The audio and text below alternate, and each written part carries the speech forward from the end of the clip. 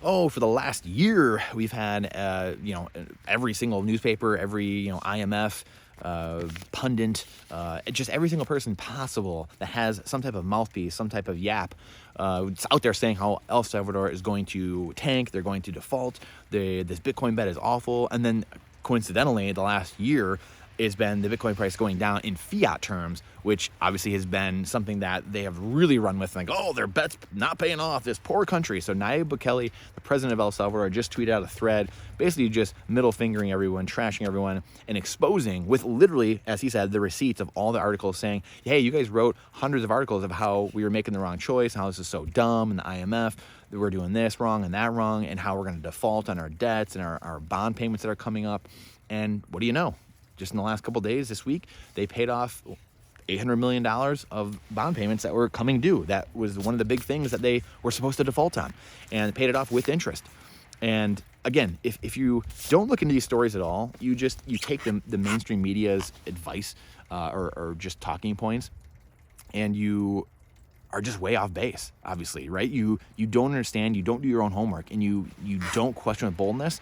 You just slurp down the soup they're feeding you, and you wouldn't have no idea that, yes, they might be down in paper losses on their Bitcoin in fiat terms. However, they are up 10, 100x on their GDP and what's actually going on in bringing in tourism, actual growth in the economy. So while the IMF is over here in Rwanda and Zambia, trying to dole out new loans to entrap and enslave more countries with resources that they want, El Salvador's over here like, nah, we're good. We're done with that. Fool me once, right? Can't fool me again, as George Bush once said, right? Just clown world. We live in an absolute clown world. So it's so obvious for those that have eyes.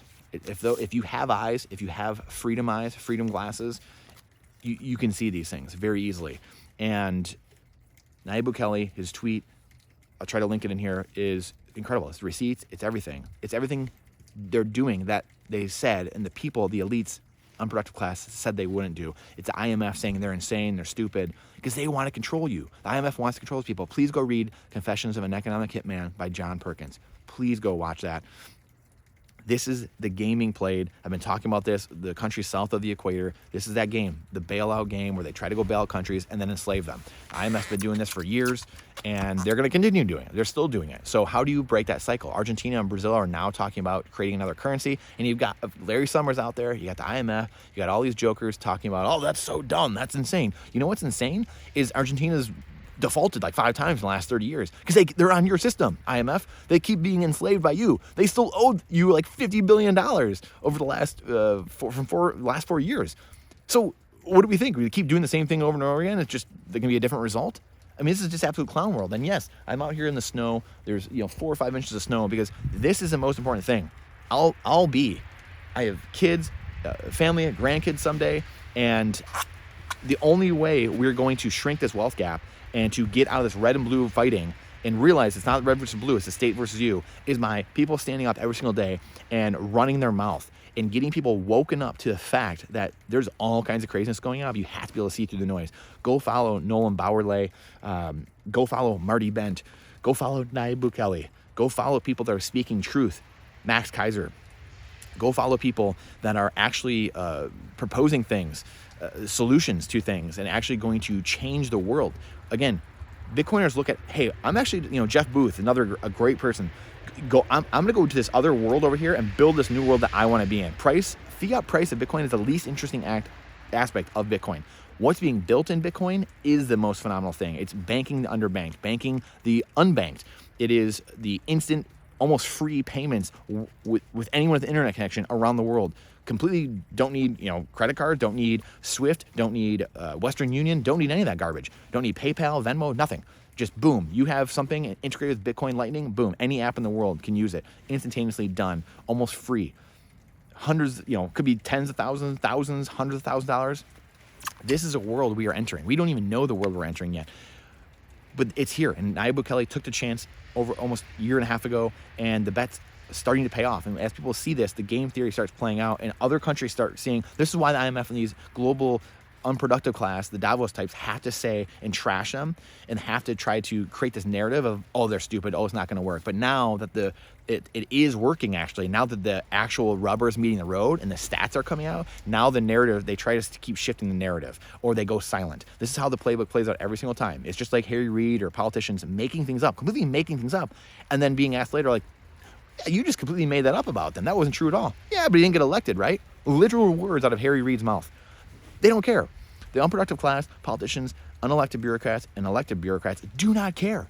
They do not care about you. They do not care about your wealth, your health, your well-being, your family, nothing. They're not incentivized to care. That's not what the government's there for. The government's there to feed themselves. And until we start realizing that, we're going to have a lot of trouble. So there are a few people out there that get that, right? And Nayib Bukele could be a dictator for all I know. But the fact that a dictator gave his people unconfiscatable money doesn't seem like a very dictatorial thing. Now, does it? And it doesn't even matter. Because if he is, I don't know. You tell me. He is a dictator. I don't know. I have no idea if he is or isn't. I don't live there. But again, a dictator usually wouldn't do that. And even if he is a dictator, again, he gave his people unconfiscatable deflationary money that accrues in purchasing power over time as you zoom out. So go check priced in Bitcoin, everything priced in Bitcoin.com. We shared it last week, one of the videos, and you'll start seeing life getting cheaper when you are in Bitcoin. And you have to zoom out. This is a savings technology. It's a hardest computer and largest computer network to ever exist. That's the technology, and that's the discovery that Satoshi made. We're in a completely different world now because of him. Please like this. Please subscribe to the channel. Please share it with someone you think might need to see this, who's been talking trash about El Salvador, who has been trashing Nayib Bukele or whatever it is, and please help them to see that there are some different things going on out here than just what the mainstream media is serving you up. So I appreciate you, your time and energy. It's the most important asset we have. I look forward to seeing you on the next one.